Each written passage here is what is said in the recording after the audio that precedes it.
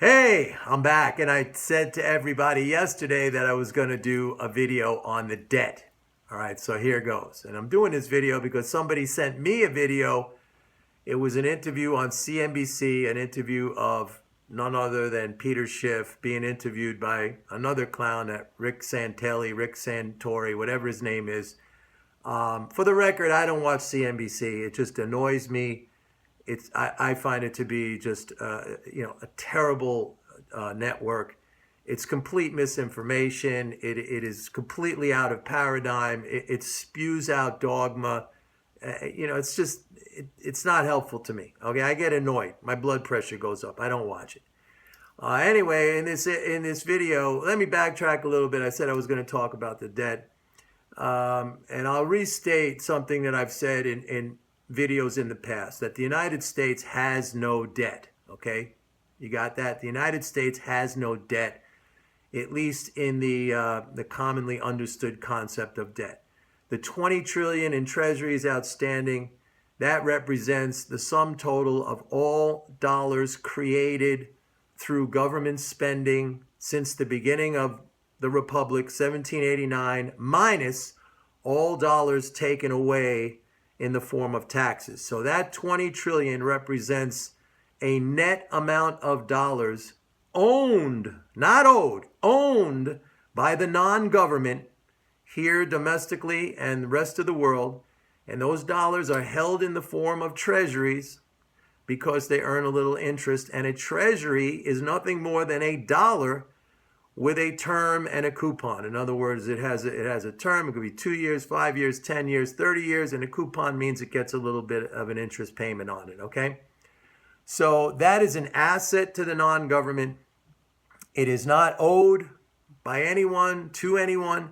It is owned, all right? And if you want to redeem your treasury, you sell it back, you get cash in your account. For the Fed, that's a simple bookkeeping entry. The securities account, the Fed has two accounts. There's a securities account and a reserve account. The securities account is debited. The reserve account is credited. You have the cash. So they're interchangeable. Okay? As a matter of fact, Treasury securities are often called cash equivalents. They are. And I've said before, the vice versa, that a dollar, in making the point about interest rates and exchange rates, I said a dollar is nothing more than a treasury of zero maturity. All right, it has no maturity. All right, so they're interchangeable. It's the same thing. So the 20 trillion outstanding is not a debt. It is not owed. It is owned by the non-government, the public. That's us. It's an asset. All right. So there's never a problem in paying it back. There's nothing to pay back. The money was spent. It is owned by the non-government. Everything was paid for, and they just hold it in the form of a treasury, which is like a savings account at your bank. Okay, it's the same thing. It's the same thing. There's nothing to pay back. If there's any debt or promise inherent in a dollar bill, let's say, or the government spending, that promise is simply that it promises to accept its own money, the dollar, for payment of tax liabilities. It's written right on a dollar bill. All right. This note is legal tender for all debts, public and private, right? Look on a dollar bill. And it's the public part of that statement, which is important. That's the government making a promise to you, which that's what a debt is. It's a promise, right? The government making a promise to you that it will accept that for payment of taxes. Done, period. So that's the reason why, for example, the exponential rise in the debt, it never led to higher interest rates. It never led to inflation. It never led to a debt bomb implosion like these people are talking about. And I've said this a million times, that any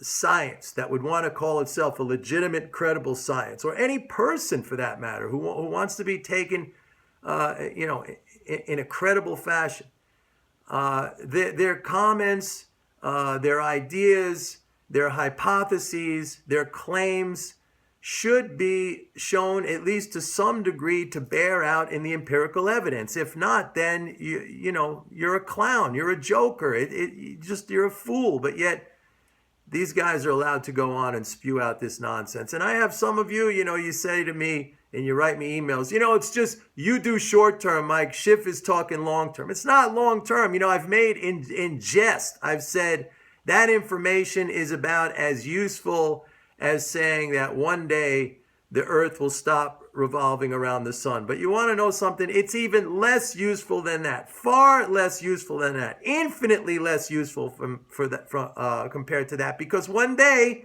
the earth will stop revolving around the sun, because the universe will be, the solar system will be done. The galaxy, the Milky Way galaxy will contract. The sun will die. But it's never going to happen with this so-called debt, because there's nothing to implode. There's nothing to implode. All right? So that's never going to happen. Never, ever going to happen. And again, that's why we never saw interest rates spike when, the debt would, look, the debt was $800 billion when Ronald Reagan took office in 1980. All right? And rates were 20%. 20%. And the debt is 20 trillion now. And what are we? 75 basis points. And it was just recently up from zero. So, I mean, come on. Seriously. And inflation, they're having a hard time to get inflation above 1.5% with all this supposed, this bomb that's supposedly going to go off. And it doesn't matter what it goes to. 20 trillion, 30 trillion, 80 trillion, a gazillion. Same thing. It's not going to make any difference whatsoever. It will make a difference to us because that represents an asset, a financial asset of the non-government. That's us. So that's a good thing. I mean, we want that. If the government's going to pay back, as they say, they got to take back the 20 trillion. That leaves us with 20 trillion less of net worth. That's a lot. Okay. So that would be a disaster. Now, which I guess leads into my next point, that we could create our own disaster, our own implosion on the basis of these false beliefs, or acting on the basis of these false beliefs. I've often said that a bad belief system is like a disease in the body. If you don't cure that disease, eventually it eats away at the body, it kills the body, and we are rife with bad disease. I mean, when you hear stuff like this idiot moron Schiff talking about this, and there's another thing he said in there, other things he said in there, which are just, I don't really have words for it. I don't have words for it. I mean, he talks about infrastructure. He was asked the question, should we do infrastructure spending? He said, infrastructure spending is a waste. It brings nothing to the economy. Nothing. So why didn't we just leave it like dirt roads and freaking, nothing developed? I mean, everything you have on your person, Schiff, everything you have on your person came to you over the roads and highways and bridges and tunnels that were built. Okay, everything. He says it does nothing for the economy. Every single item that you have came to you via that infrastructure.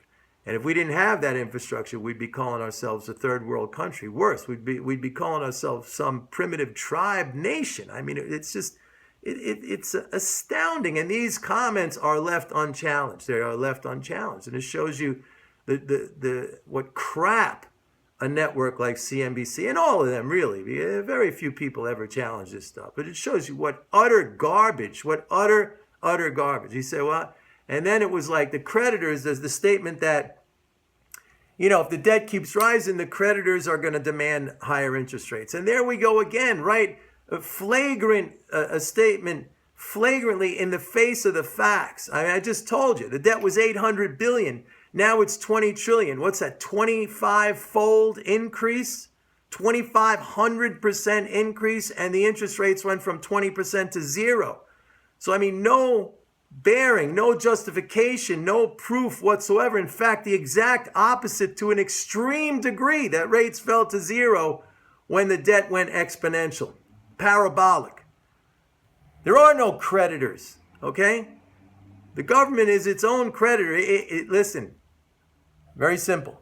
The government is a maker of dollars. The private sector is a taker of dollars. That might shake your worldview. Sorry, but that's the way it is. The government is a maker and the private sector is a taker. And it's not the other way around. If you think, the government's taking my money. No, you got money. You got those dollars because the government spent them into existence in one way or another. They might have went to Jack, and Jack spent it to John, and John spent it to Jill, and Jill bought something from you or paid you because you worked for Jill. I don't know, but there was an origin to all that, and the origin of every single dollar is from the federal government. That's the only place it could come from. So just remember that. All right, there's no creditor that's going to ask for higher interest rates. Look, we had a credit rating downgrade, the first ever for the United States of America in 2011, and I was out there publicly. I was on TV that day saying to people, buy treasuries, buy treasuries, buy treasuries.